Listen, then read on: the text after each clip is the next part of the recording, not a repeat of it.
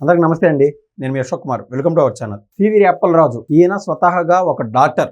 2019 ఎలక్షన్స్కి ముందు ఒక సంవత్సరం ముందు వైసీపీ పార్టీలో జాయిన్ అయినాడు. పలాస నియోజకవర్గం నుంచి పోటీ చేశాడు, అక్కడ గెలిచాడు. ఇదందరికీ తెలిసిన విషయమే.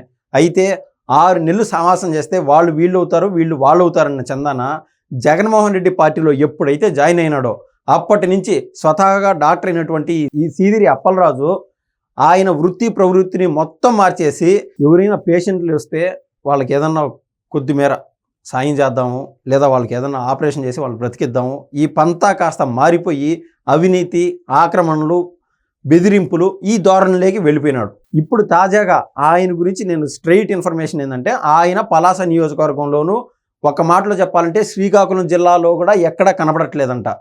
సాక్షాత్ వైసీపీ క్యాడరే లబోదిబోం అంటుంది. ఇన్ని రోజులు నమ్ముకున్నాము. ఇప్పుడు వైసీపీలోనే పలాసకు సంబంధించి వైసీపీ క్యాడర్ ఎవరైతే సివిరి అప్పలరాజుకు ఆపోజిట్ క్యాడర్ ఉన్నదో వాళ్ళు మాకు పలాస నియోజకవర్గానికి సంబంధించి మాకు వైసీపీ ఇన్ఛార్జ్ ఇవ్వండి అని అడుగుతున్నారంట. ఈ టైంలో ఈయన ఫోన్ స్విచ్ ఆఫ్లు చేయడం, ఈయన ఇక్కడ కనిపించకపోవడంతో ఈయన ఎవరైతే నమ్మినారో వాళ్ళందరూ లబోదిబోమంటున్నారు. అయితే ఈయన ఇన్ని రోజులు ఏం చేశాడు, అసలు ఎందుకు తప్పించుకొని తిరగాల్సి వస్తుంది, అసలు ఎందుకు కనబడట్లేదు, మనం ఒకసారి కూలంకషంగా ఆలోచించి చూస్తే ఈయన 2019లో ఎమ్మెల్యే అయిన అనంతరం ఆయన జరిపిన కార్యక్రమాలు ఎట్లున్నాయంటే, పలాస నియోజకవర్గంలోని నడిబొడ్డులో గౌతు లచ్చన్న, సర్దార్ గౌతు లచ్చన్న, అందరికీ పరిచయం అక్కర్లేని పేరు, స్వాతంత్ర సమరయోధుడు, శ్రీకాకుళం జిల్లా నుంచి వచ్చాడు. ఆయన విగ్రహం ఉండేది పలాస నడిబొడ్డులో ప్రభుత్వ స్థలంలో. దాన్ని తీసేసే విధంగా అక్కడ ఉన్నటువంటి అధికారులపైన ఎనలేని ప్రెషర్ చేసి ఈయన సునకానందం పొందాలనుకున్నాడు. అసలు ఆ గౌతు లచ్చన్న ఎవరంటే, గౌతు శిరీష ఎవరైతే ఈయన పైన ఓడిపోయినారో ఆ వ్యక్తి యొక్క కుటుంబానికి సంబంధించిన వ్యక్తి గౌతు లచ్చన్న. ఈవిడి పైన అక్కసుతో ఆ యొక్క విగ్రహాన్ని తొలగించాలనుకున్నాడు. అక్కడ ఉన్నటువంటి స్థానికుల నుంచి వ్యతిరేకత రావడంతో దాంతో గమనం ఉండాల్సి వచ్చింది. ఆ కోవలో తర్వాత ఆయన జరిపిన కార్యక్రమాలు ఎలా ఉన్నాయంటే, అక్కడ పలాస నియోజకవర్గంలోని సూదికోన, అదేవిధంగా నెమలికోన, వాటికి సంబంధించిన కొండల్ని తవ్వేసి అక్కడ ఉన్నటువంటి ఖనిజాలనంతా ఎక్స్పోర్ట్ చేసి చెప్పలేనంత డబ్బులంటూ సంపాదించుకున్నాడు. దీనిపైన ఆవిడ అప్పుడు పోలీస్ స్టేషన్లో కేసు పెట్టడం గౌతు శిరీష గారు. అదేవిధంగా ఎక్కడైతే అవినీతి అధికారులకి ఆవిడ తరపున మెమరాండం ఇవ్వడము, ఈ విధంగా ఆయన చేస్తున్నాడు అని చెప్పి ఆవిడంటూ ముందుకు వచ్చారు. ఇంకా ఈ గౌతు శిరీషతో నేను పడలేనురా నాయన, ఈ టార్చర్ పడలేను అనుకున్నటువంటి ఈ యొక్క సివిరి అప్పలరాజు ఏం చేశాడంటే, ఆవిడ ఒక ఇల్లు కట్టుకుంటా ఉంటే, కొత్తగా ఒక ఇల్లు కట్టుకుంటా ఉంటే ఆ ఇంటికి పర్మిషన్లు ఇవ్వకుండా, ఏదన్నా మన సినిమాలో చూపించినట్టే జరిగింది అది. ఎగ్జాక్ట్ అట్లే కరెంటుకు సంబంధించి ఏదన్నా అప్లై చేసుకుంటే కరెంట్ కూడా వాళ్ళ ఇంటికి రాకుండా, కొత్త ఇల్లు కట్టుకోవడానికి చెప్పలేనంత ఇబ్బందులు పెట్టాడు ఆ ఇల్లు కూడా కట్టుకోనికుంటా.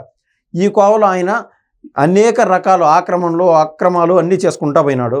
తర్వాత ఆయన చేసిన దానికి కుక్కకాటుకు చెప్పు దెబ్బ అన్న చందాన గౌతు శిరీషని గత ఎన్నికల్లో అంటే 2024లో జరిగిన ఎలక్షన్స్లో 40,350 ఓట్ల మెజారిటీతో గౌతు శిరీషను గెలిపించడం జరిగింది అక్కడ పలాస ప్రజలు.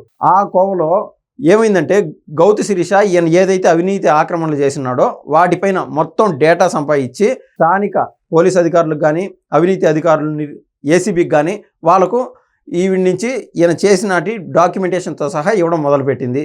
దాంతో ఏ రోజు అరెస్ట్ చేస్తాడో అని భయపడిపోయినటువంటి ఇతను ఎక్కడనో తప్పించుకొని తిరుగుతున్నాడు.